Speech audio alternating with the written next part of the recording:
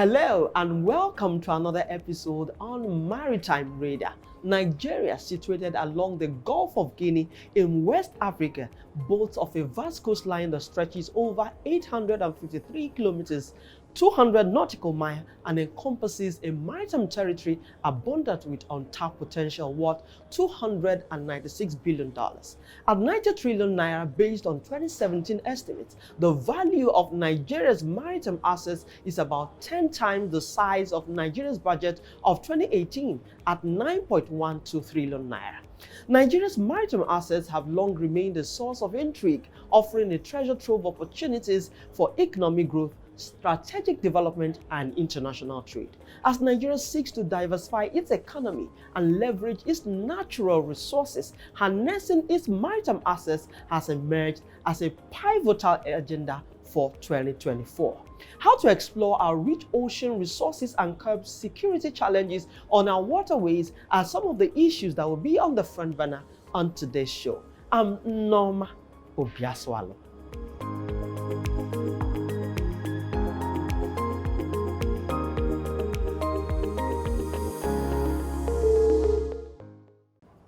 Experts say that the Nigerian blue economy can offer 350 million jobs to Nigerian citizens if adequately harnessed. This goes to show the enormous blue economy potential and marine resources that can be explored in Nigeria through the maritime industry. To maximize the abundant marine resources in Nigeria, achieve the above projected economic development, and reposition the Nigerian maritime industry among the best in the world, through the blue economy concept, new lines of thinking need to be considered within a viable action plan, which includes refocusing the attention of the Nigerian maritime industry beyond traditional maritime sector activities, sustainable use of marine resources, marine spatial planning, emergence as a center of maritime dispute resolution and tourism. Before we get further into today's lineup on the program, let's find out the latest in maritime news.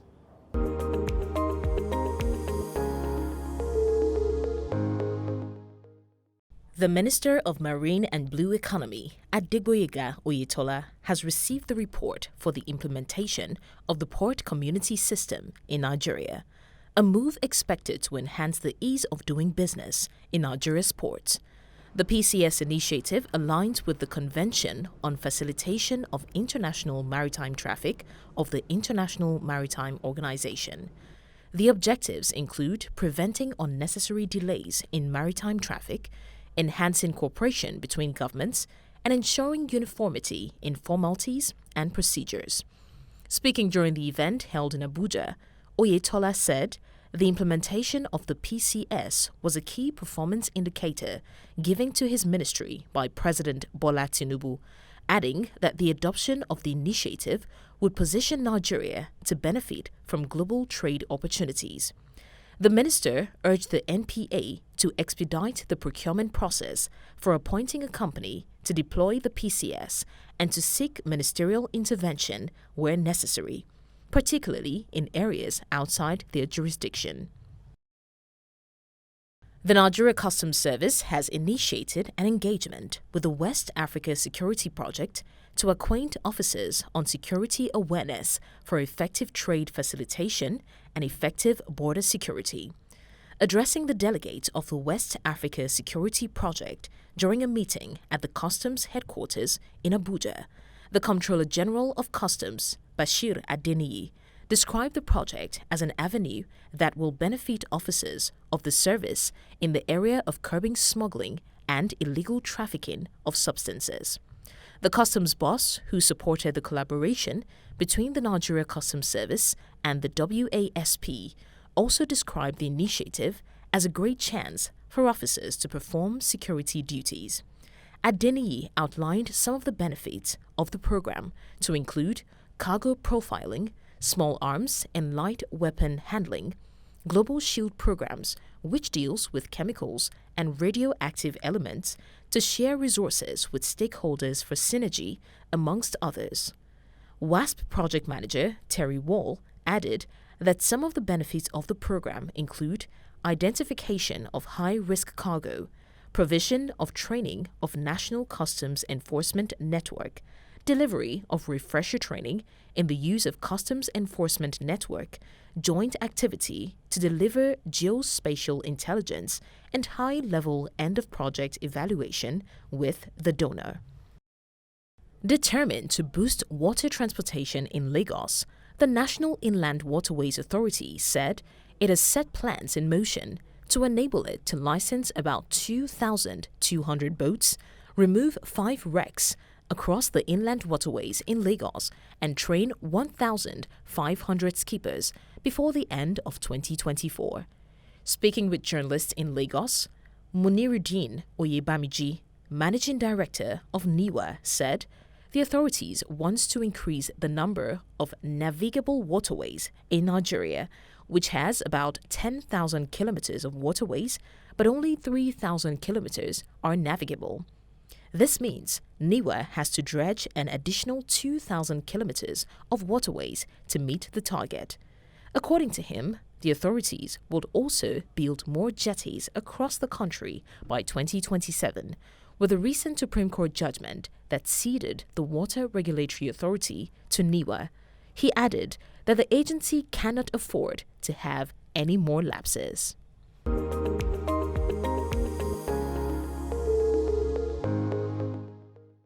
Welcome back. If you're just joining us, this is Maritime Radar. African Union reports that blue economy contributes $300 billion to Africa's economy, as Nigeria's untapped blue economy potential is put at $296 billion. But the surge in these economic activities on Nigeria's waterways brought with it increased security challenges that have strengthened livelihoods, economies of nations and individuals. In this chart, with Rear Admiral Francis Akman, retired, former FOC Naval Training Command, Nigerian Navy, and Chief of Administration Navy Headquarters, FOC Western Naval Command, shares how to effectively explore our ocean resources and to assess the effectiveness of the Nigerian Navy to curb maritime insecurity and end the theft of our ocean resources. Stay with us.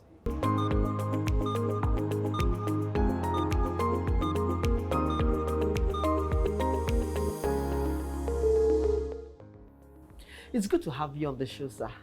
Thank you for having me. Let's start this conversation looking at the scope of interpretation of the term blue economy. How would you define blue economy?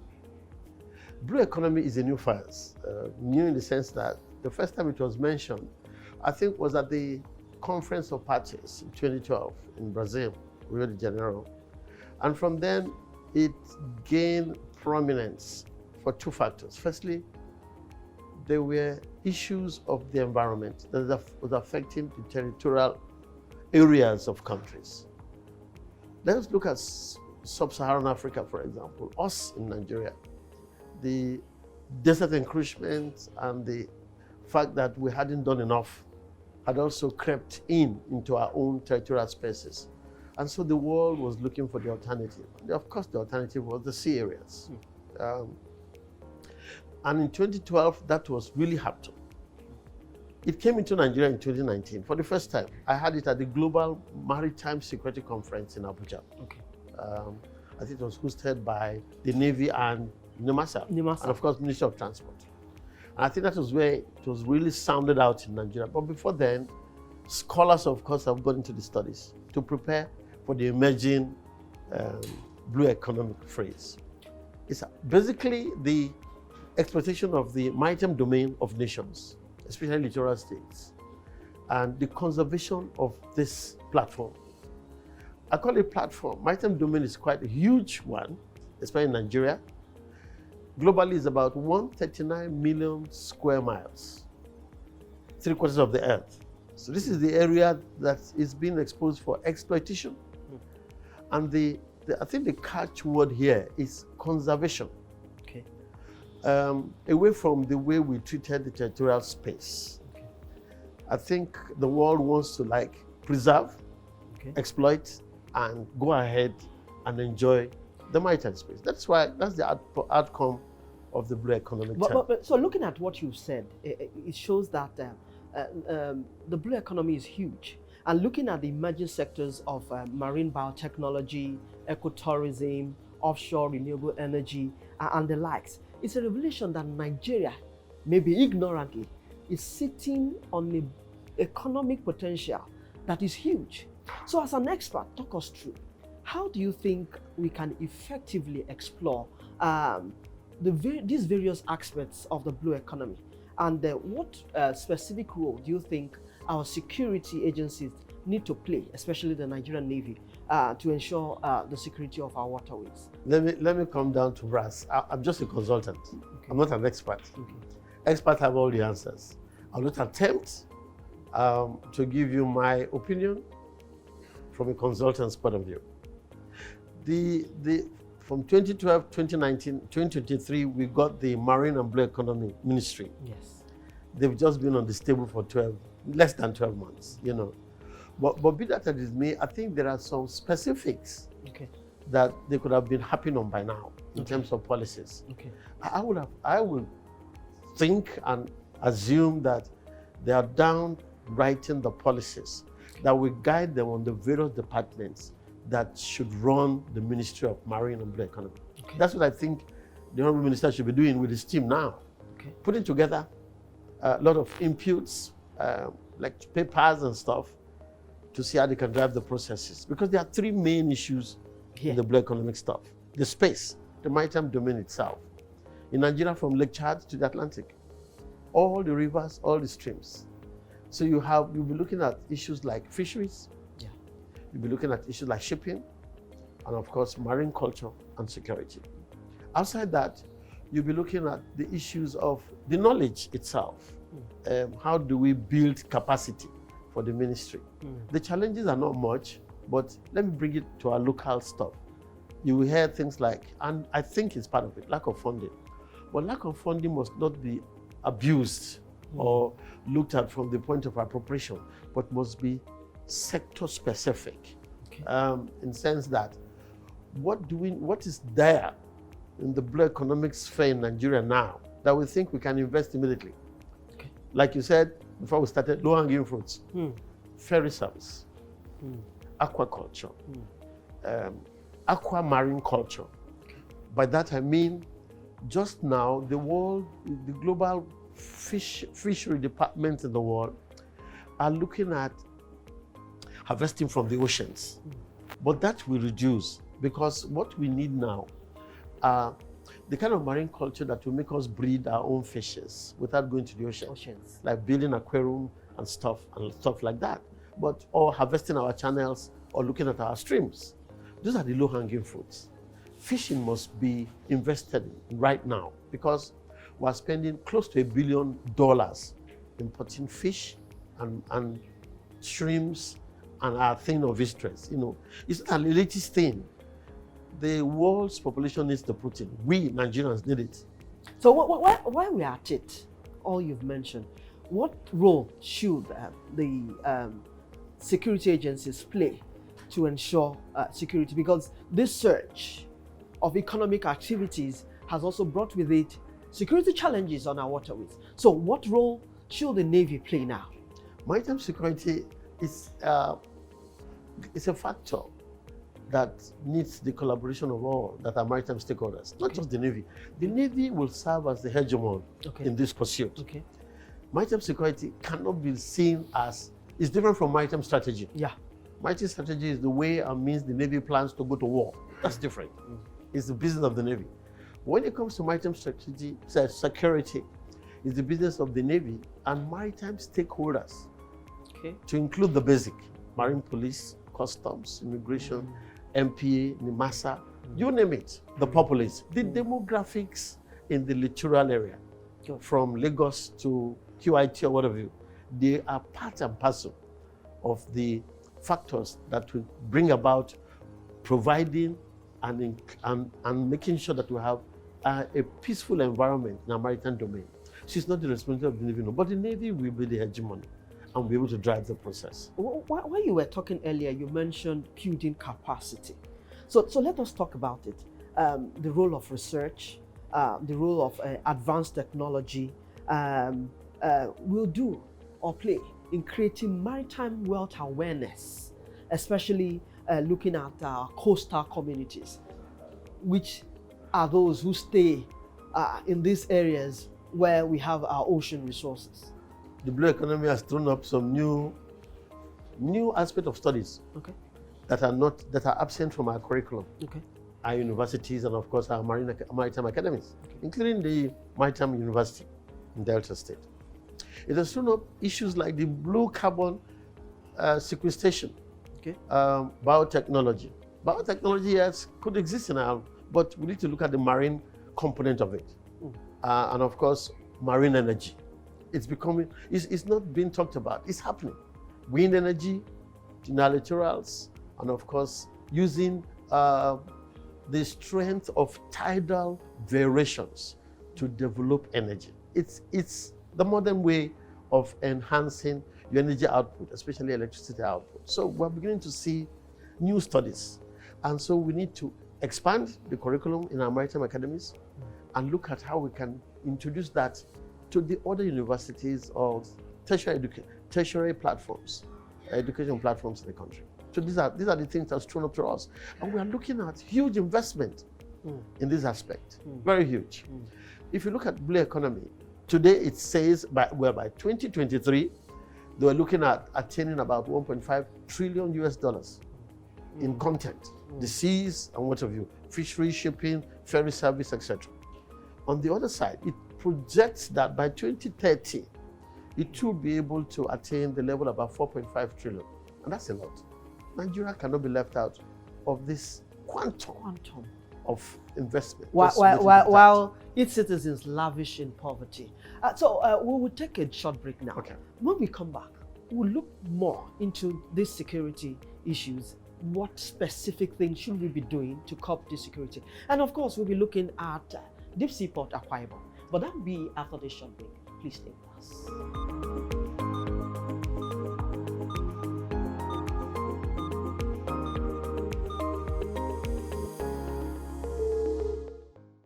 News Central TV, Africa's #1 storyteller, has come with the best of both worlds. With a combination of news app and live TV, we ensure that you keep track of the latest headlines, breaking news, and in-depth analysis from professional journalists from around the continent. Download the News Central TV app on Android and iOS and get started today. Don't forget to follow us on News Central's social media platforms. News Central, Africa first.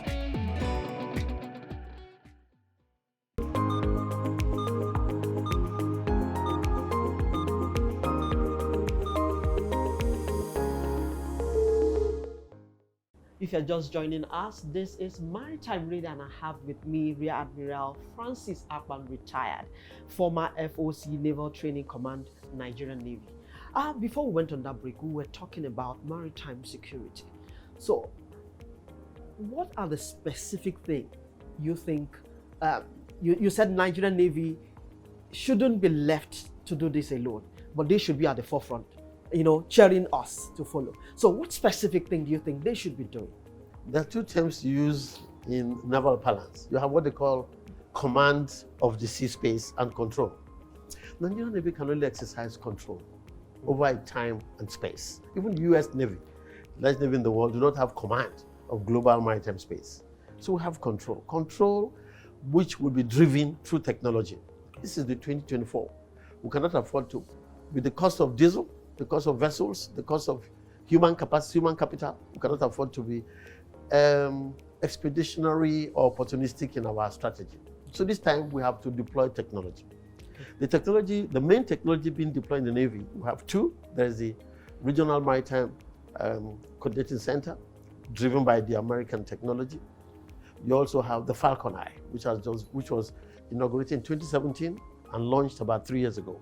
It's been running in 2017 with 0% redundancy. It sweeps through two mediums. First, there are coastal radars, 13 of them, and 5 high-frequency radars that sweep up to 200 nautical miles, which means it covers Nigeria's exclusive economic zone. The other, of course, are cameras, huge cameras that go up to about 60 200 nautical miles, depending on the weather. It also have satellite imaging systems as part of it, and it's run by Maritime Operation Intelligence System, which is like the software that drives the process. Now, this sweeps from the Joint Development Zone, Cameroon, Equatorial Guinea, and the rest, right up to Togo, Republic of Togo. It covers up to 200 nautical miles. Inshore, the Nigerian Navy has just inaugurated about 20 drones that will be able to be deployed along the channels, and there are quite a lot. Between Lagos and Cross River, there are up to 150 channels. Some on the map, some not navigable, most of them. Of course, the ones that are navigable, you have the ports in them. So it's quite a complex issue, but that's not an excuse. The Nigerian Navy is doing its best. That's why I said NIWA, MPA, NIMASA, they all have a role to play in assisting, in putting in place logistics that will assist the Navy to do their job. What are the things you expect from the new ministry in support of maritime security? I hear two things. Firstly, I hear that there's the impression or the need for a Coast Guard. If you ask me, we don't go there. It's expensive. It's like a Navy. Traditionally, navies in the world have three major roles, traditional roles: policing, diplomatic, and military. The Coast Guard function comes under the policing roles, and that's what the Navy is doing. So all the Navy will require will be probably more platforms to be able to cope with the coastal patrols and what have you. But talking about another Coast Guard, American Coast Guard is the third largest Navy in the world. It's not a Coast Guard of no boats or no guns. It must be armed. You need to train people. We don't have the finances, not now when the economy is where it is. So I believe that that should be done away with.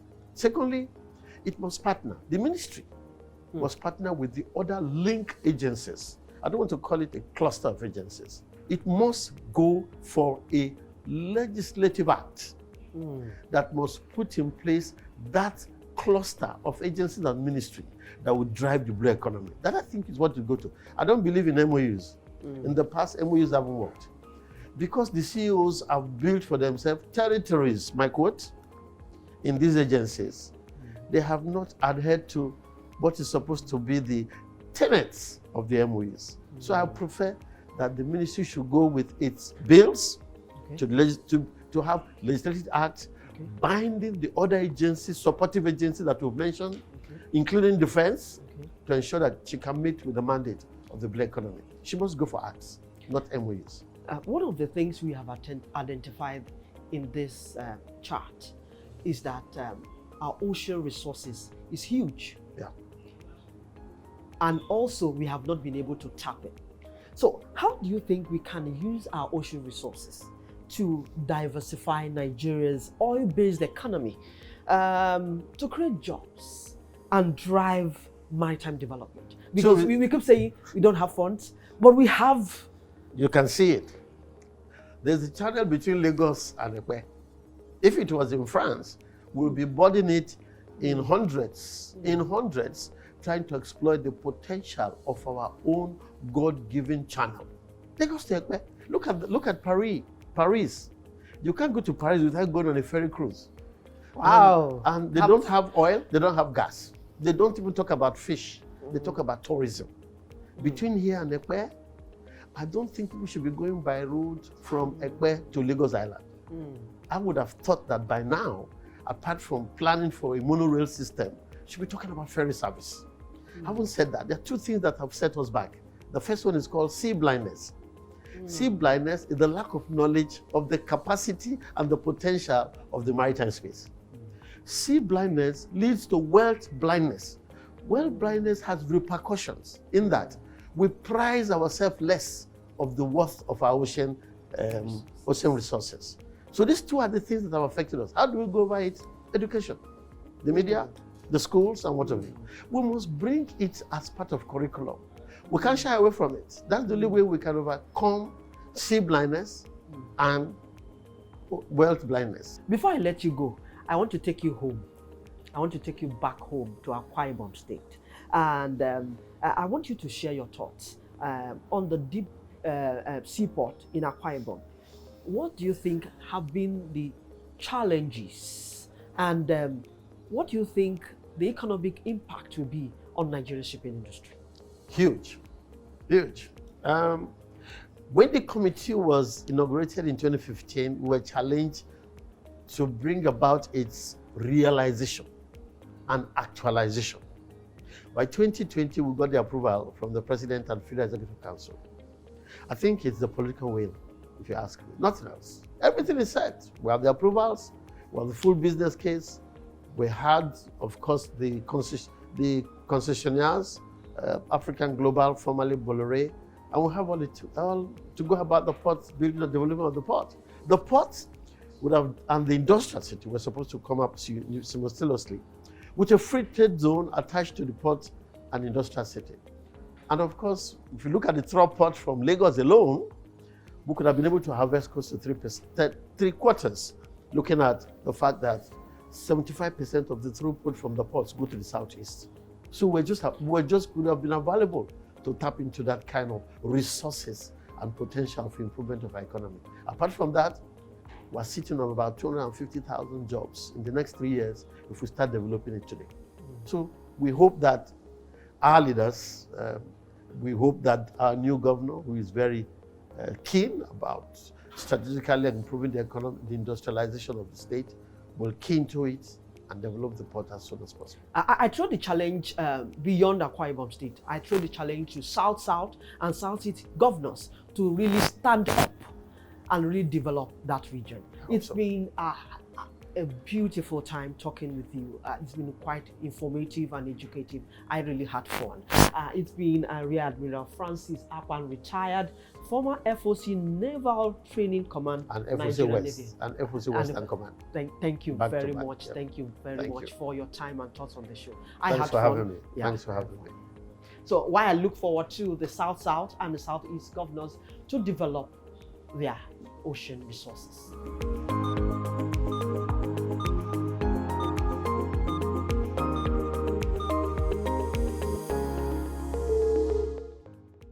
And that's our show this week. I hope you learned a lot about blue economy and maritime security. Join us every week on Maritime Radar as we explore potentials that will ensure the development of the maritime sector in Africa. You can also expect the latest in global and local maritime news, plus industry insight right here. I'm Norma Obiaswalo. Many thanks for your time and see you again next week.